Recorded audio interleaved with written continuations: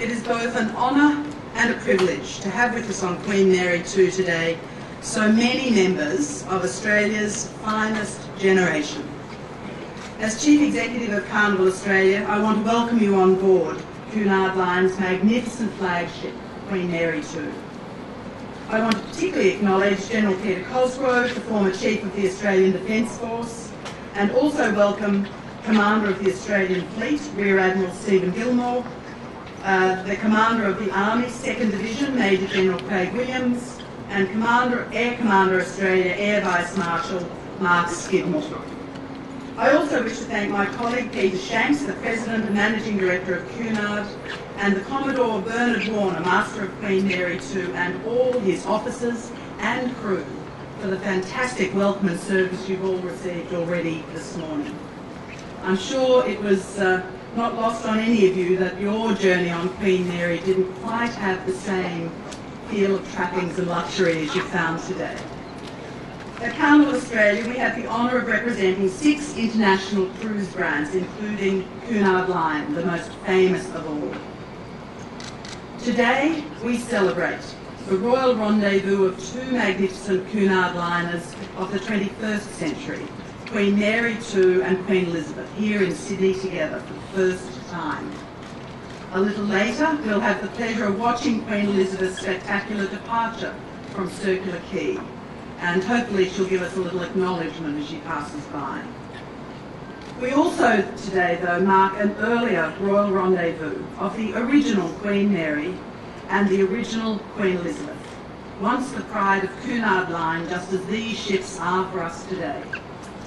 As our guests today, you are our living connection to the historic events of 70 years ago, and it's an extraordinary and moving experience to have you all on board this morning. Each year, hundreds of thousands of Australians experience the excitement and adventure of sailing out of Sydney Harbour now on cruise ships. When you sailed from Sydney so many years ago, the excitement and anticipation of a long sea voyage was probably tempered by the uncertainty and dangers that lay ahead. Although I have to say I've seen some photos this morning that suggest that it initially at least felt as though you were going on a cruise, perhaps not going with so much anticipation of the things that were to come. But I wanted to thank today the New South Wales branch of the RSL and the Australian Defence Force for enabling us to remember the service and sacrifice of so many of Australia's finest generation. I'd now like to hand you back to Robert Durbin, a member of the RSL State Council, who will lead our Remembrance Service this morning. Thank you, Robert, and thank you all for being on board. Thank you, Anne, for your warm words of welcome to this most important and very significant service of remembrance. In 1940, Queen Mary and Normandy were joined in New York by Queen Mary's new running mate, the Queen Elizabeth, fresh from her secret dash from Clydebank. The 3 largest liners in the world sat idle for some time until the Allied commanders decided that all 3 ships could be used as troopships. Normandy, however, would be destroyed by fire during her troopship conversion.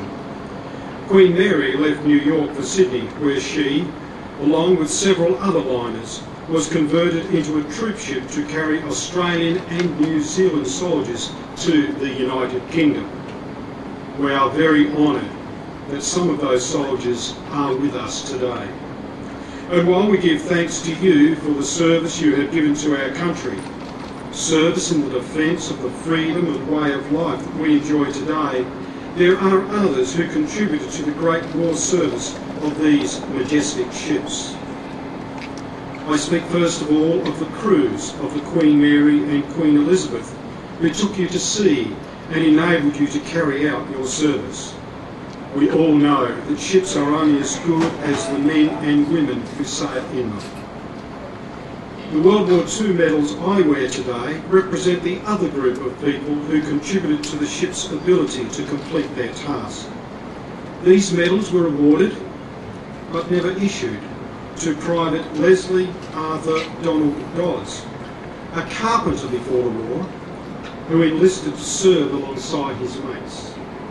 but despite several requests to be sent overseas, Les was kept in Sydney.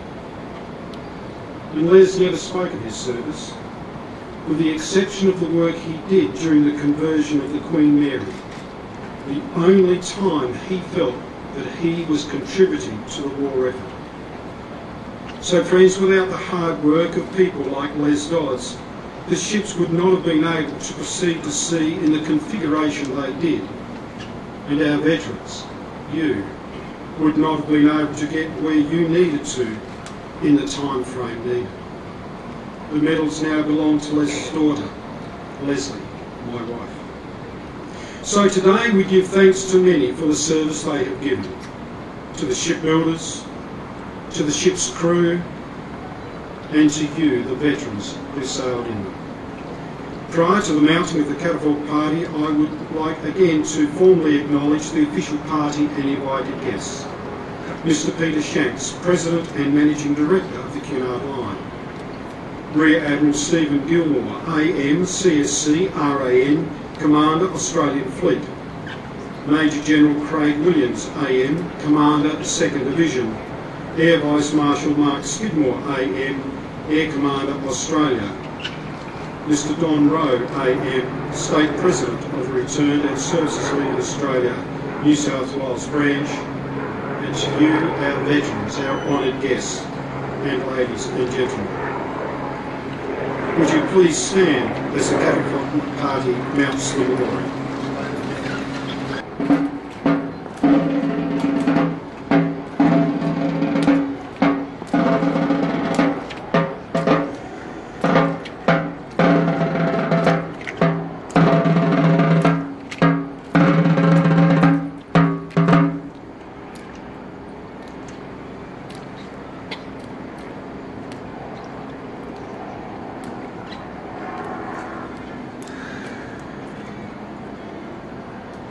Catapult party, outwards, turn. Catapult party, rest, on your arms, reverse.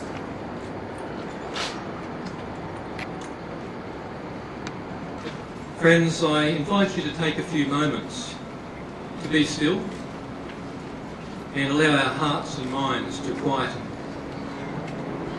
At the beginning of this service, it's appropriate for us to remember our brothers and sisters across the Tasman, in Christchurch, for those who grieve and are in great distress, and our prayers certainly go out to them. This morning we also call to mind the struggles of long ago, when some 70 years ago Queen Mary and Queen Elizabeth left these shores with an extremely precious cargo. Our troops bound for war and uncertainty. Almighty God, forgiver of failings, today we remember the courage and patriotism of men and women who have resisted oppression and fought for freedom. We thank you for their gift to us and for the fine example that they've set. We acknowledge the foolishness and power of humanity's desire for greatness that has led to fighting on large and small scales.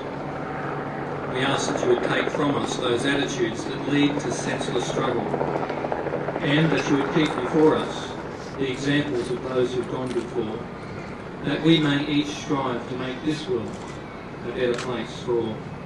Amen.